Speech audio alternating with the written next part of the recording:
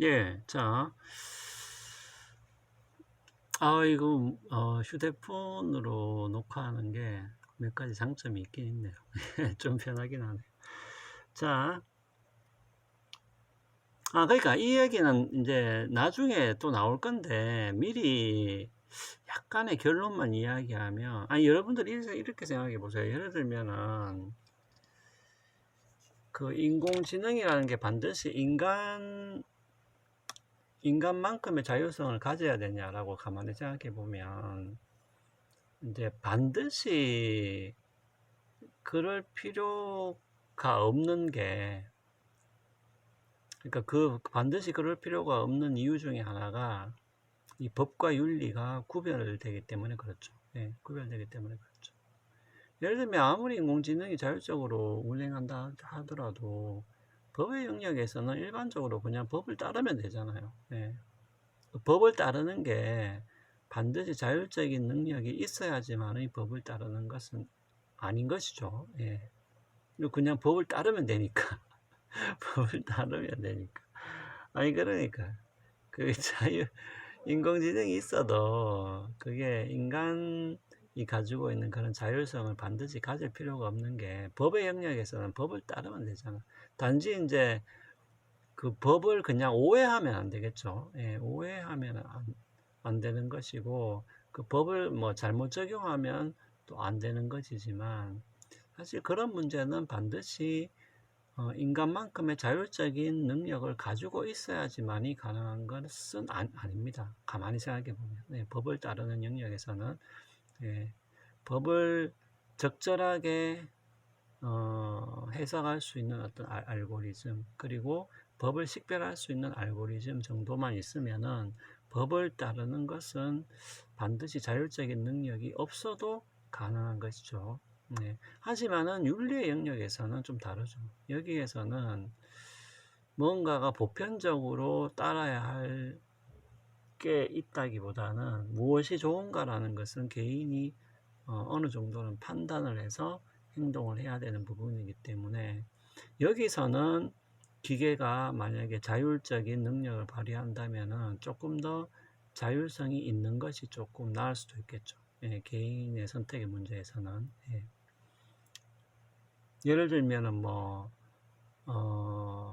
노인을 돌보는 로봇, 노인을 하여튼 어떤 식으로 도와주는 로봇, 이런 것 같은 경우에는 이제 노인한테 좋은 것을 해줘야 되기 때문에 그 약간의 어떤 판단에 대한 어떤 알고리즘, 그런 그 정도의 어떤 자율적인 능력은 조금 필요하다고 볼 수 있겠습니다. 하지만은 법의 영역에서는 그냥 법을 따르면 되죠. 그 기계가.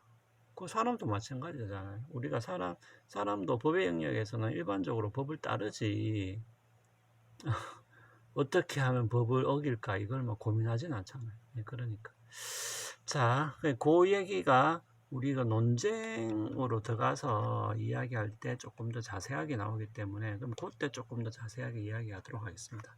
그래서 하여튼 여러분들이 법과 윤리를 구분을 해서 이 문제를 다루어야지, 법과 윤리를 다 뭉뚱그려 놓고 다루어서는 안 된다라는 얘기입니다.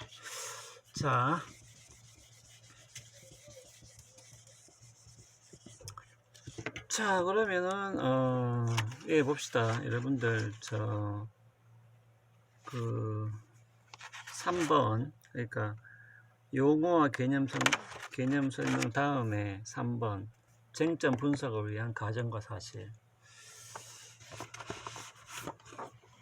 제가 가지고 있는 거, 여러분들 가지고 있는 거하고 페이지 수가 조금 다른가? 예. 자, 내용 같은데 페이지 수가 좀 달라가지고. 자, 이번 38쪽. 예, 38쪽. 자, 그러니까 여기 나오죠. 이제 자율성 개념을 기계에 적용하는 게, 요거 이제 생각을 잘 해봐야 되는데,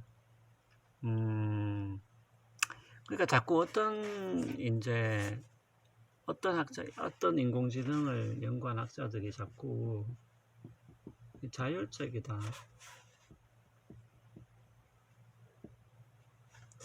그러니까 자율성에 대해서 자꾸 이야기를 하는데,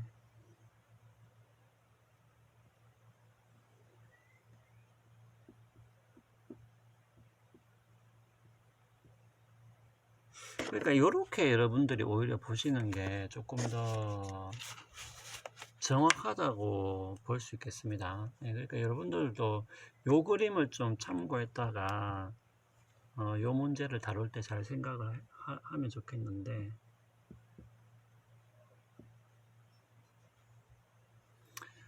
아니 그러니까 인간과 인공지능이 어느 정도 공유하는 자율성, 서로 비슷하다고 보이는 그런 자율성이 있는 반면에 그렇지 않은 부분도 있죠. 예, 그렇지 않은 부분도 있죠. 예를 들면 우리가 인공지능을 설계를 한다. 그래서 인공지능의 어떤 알고리즘이라든지 프로그램이라든지 이런 것들을 우리가 변경을 할 수 있잖아요. 우리는. 근데 인간은 뭡니까?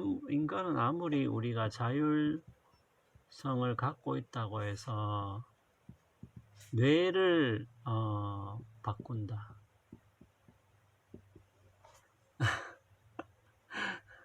아니 그러니까 이게 이제 뭐냐면은 자꾸 인공지능이 자율성을 가지고 있다라고 주장하는 사람들은 이 두 가지를 이제 구분을 잘 안 하는 경향이 있는데, 이거는 구분이 된다라는 것이죠. 쉽게 말하면. 예.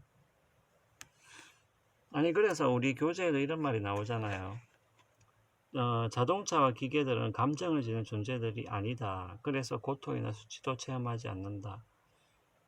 하지만 이들은 느끼지 않는 도구로서 인간에게 봉사하기 위해 만들어진 것이다. 예. 자, 이 말은 뭐냐면 이제 이런 거예요. 예를 들면은 여러분들은 자기 마음대로 할 수 있잖아요. 예. 물론 이제 뭐 우리가 법을 어기면서까지 자기 마음대로 할 수는 없겠지만은 적어도 법을 지킨다는 테두리 안에서는 자기 마음대로 할 수 있는 것이고, 누가 이것을 간섭하는 것은, 예를 들면 이것을 간섭하는 것은 부당한 것이죠. 예, 부당한 것이죠. 여러분들이 법을 어기지 않았는데도 불구하고 여러분들 마음대로 하는 것을 다른 사람이 간섭하는 것은 부당한 것이죠. 예. 이것은 법적으로도 부당한 것이죠. 예. 아니 여러분들이 길을 가는데 누가 막아서는 것은 법적으로 부당해요. 예. 하지만은 인공지능은 이제 사람의 목적, 사람이 생각하는 어떤 목적이 있잖아요. 그러니까 그런 목적에 따라서 얘의 행동을 우리가 조절을 해도 이것을 부당하다고 이야기한 사람은 없다라는 것이죠. 심지어는 우리가 어떤 목적을 위해서 알고리즘을 바꾸고 프로그램을 변경을 해도 이것이 부당하다고 말을 하는 사람은 없죠. 하지만은 만약에 여러분들의 뇌를 열어가지고 여러분들의 뇌의 배치를 바꾸겠다고 만약에 한다면은 이거는 부당한 것이죠. 여러분들의 허락이 있지 않는 이상 이런 것들을 할 수가 없는 것이죠. 예. 그러니까 이제 이 말은 뭐냐면 이런 말이라는 거죠.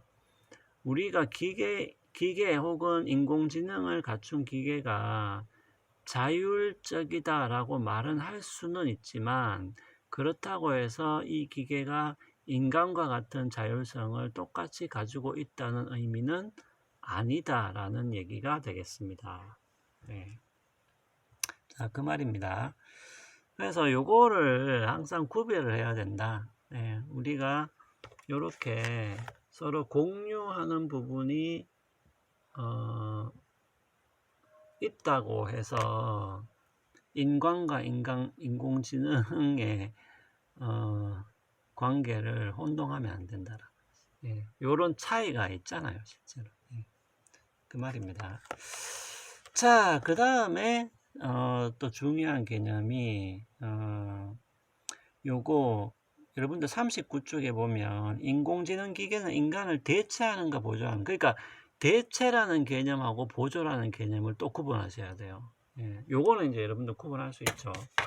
대체하고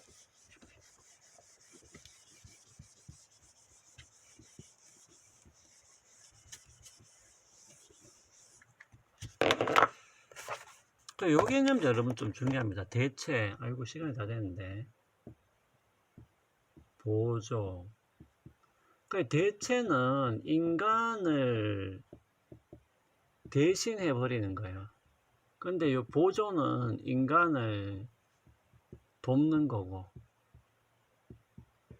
요 차이가 있습니다. 그러니까 요 개념을 구분해서 써야 되는데, 자꾸 인공지능이 자율성을 가진다 그래서 인공지능이 다 알아서 한다라고 이야기하는 사람들은 계속 요거를 염두에 두고 하는 얘기죠. 그러니까 인공지능 기계가 사람을 대체한다는 얘기를 하는 것이고, 근데 인공지능 기계가 사람을 반드시 대체할 필요가 없잖아요. 그냥 인간을 보조를 할 수도 있는 것이지. 자, 그래서 요 두 가지 개념도 또 구분해서 써야 된다는 거 꼭 기억을 하시고, 자, 그러면은 계속 이어서 하겠습니다.